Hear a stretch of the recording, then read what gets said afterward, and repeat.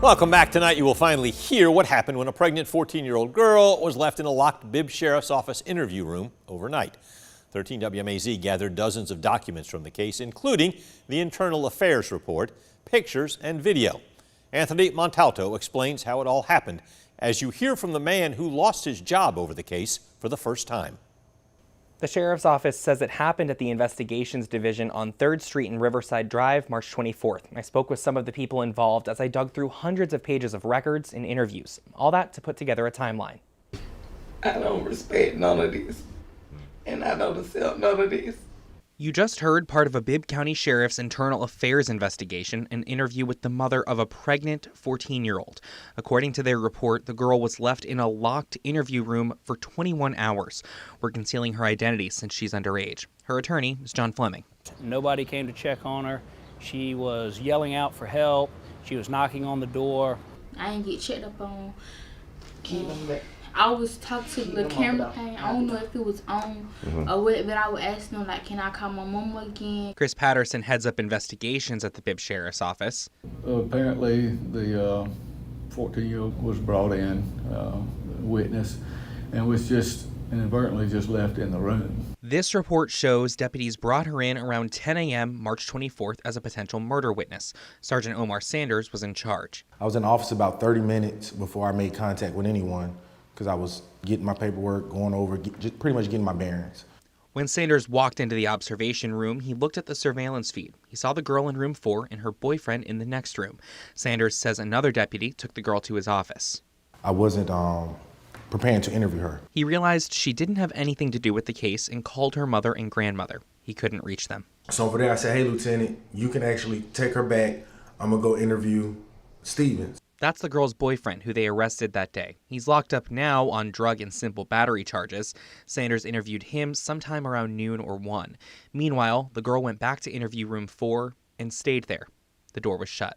The doors should not be closed, and I have reiterated that if they're a witness, the door will not be closed because they're there voluntarily. They can get up and leave anytime they want. The internal affairs report shows the door was also locked. Sanders says he only spoke to the girl in his office.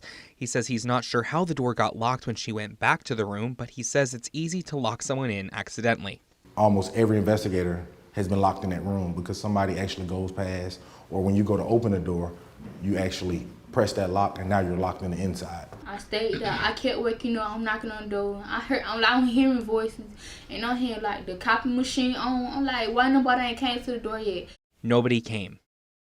The investigation revealed several different people noticed that she was there, heard she was there, mentioned it to other people, but nobody took any appropriate action to make sure that she was taken care of, cleared, and released. Sanders says he told other investigators several times the girl was free to go. When he left sometime around 5:50 p.m., he says other investigators were watching the camera feed. The girl was still in room 4. That young lady was failed that day, but it wasn't by investigator Sergeant Sanders. It was by Bibb County Sheriff's Office and other supervisors and investigators in that building. After 21 hours, she threw a chair at the door, tore pieces of wood from it bit by bit to create a hole.